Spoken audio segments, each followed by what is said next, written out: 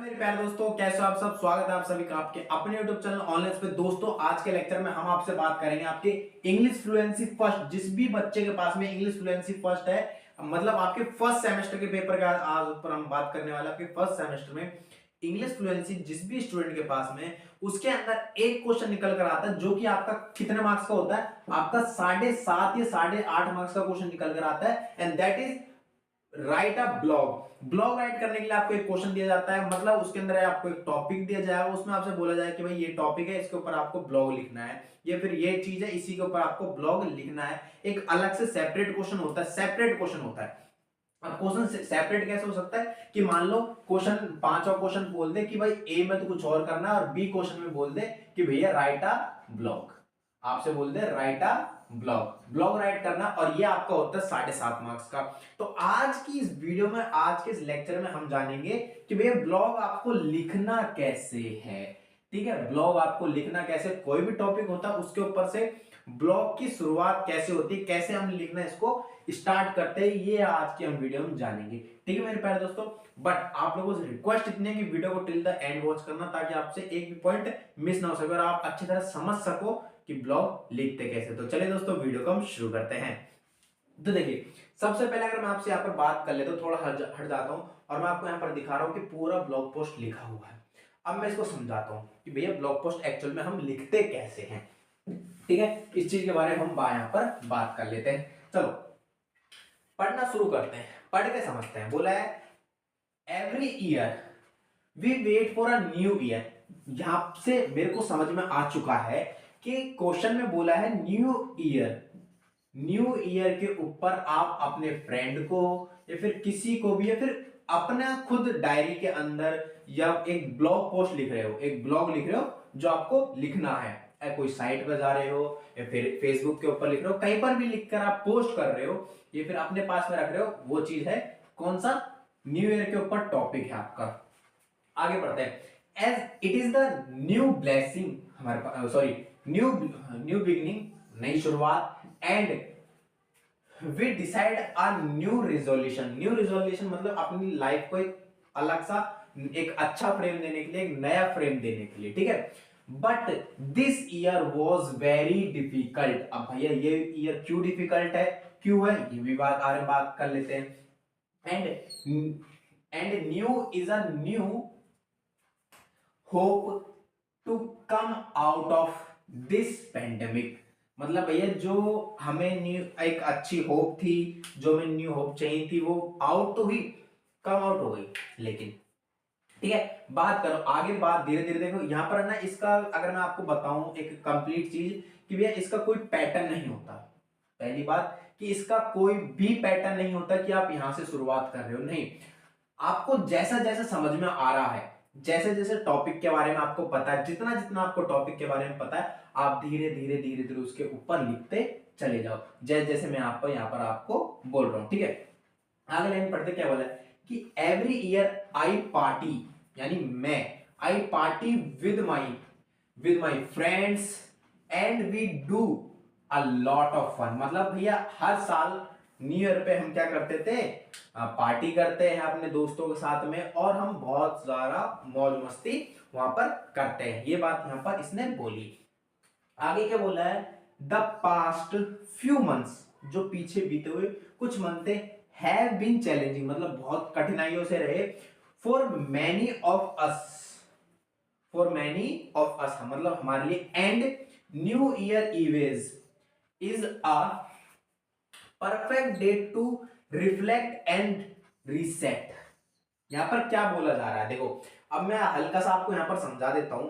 Pandemic जो अभी कोविड-19 चला था, जो पेंडेमिक यहां पर चला था कोविड-19, उसके ऊपर यहां पर बात हुई कि भाई पेंडेमिक आया, तो अब वो लिख रहा है क्या, ब्लॉग। कोई भी यहां पर लिख रहा है ब्लॉग लिख रहा है, तो पेंडेमिक के ऊपर वो बता रहा है कि भैया हम हर साल का एक बहुत अच्छे से वेट, भाई न्यू ईयर का हम बहुत ही बेसब्री से वेट होता है कि हम दोस्तों के साथ में यहाँ जाएंगे, फैमिली के साथ में पार्टी मनाएंगे, दोस्तों के साथ में पार्टी मनाएंगे, और नई बिगिनिंग स्टार्ट करेंगे, अपनी लाइफ को एक अच्छा नया फ्रेम देंगे। बट दिस ईयर क्या हुआ, पेंडेमिक आया, और कुछ फ्यू मंथ बहुत हमारे लिए चैलेंजिंग रहे थे, बहुत कठिनाई भरे हुए थे फ्यू मंथ थे।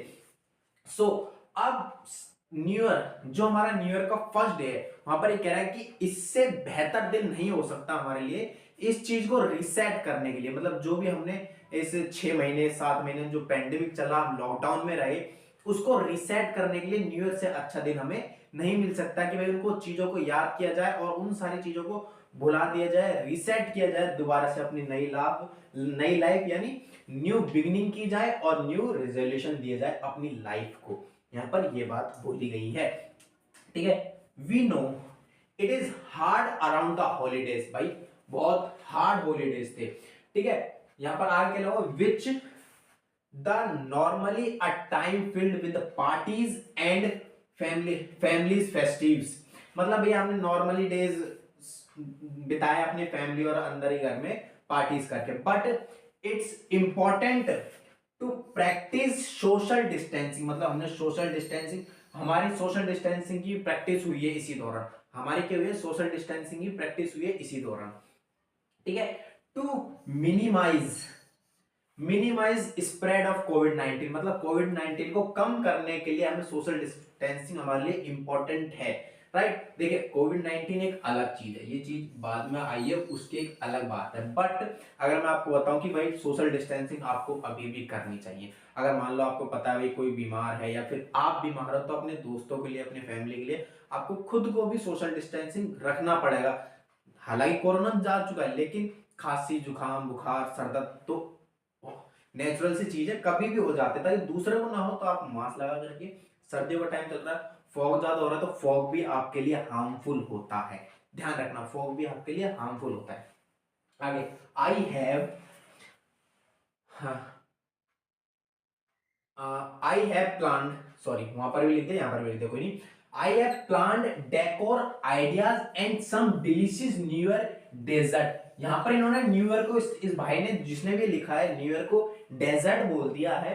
अब उसमें आगे क्या बता रहा है यहां पर कि भैया मैंने प्लान किया है कि अब जो न्यू ईयर है हमारे, इसको हम डेजर्ट मान लेते हैं और नई आइडियाज को डेकोरेट करते हैं और सम डिलीशियस मतलब अच्छा बनाते हैं उसे। ठीक है, आगे क्या बोला कि new year's eves is a great time to reflect on it all. मतलब ये एक अच्छा समय है, जो भी हमने इतने महीने में व्यतीत किया है, मतलब जो भी हमारे साथ में इतने महीने हुए हैं, उस पर रिफ्लेक्ट करके, पूरा रिफ्लेक्ट करें और इन चीजों को हम भुला दें और अब नई साल से नई शुरुआत करें, नई बिगिनिंग करें, नई रेजोल्यूशन मतलब अच्छा सा फ्रेम दे अपनी लाइफ को।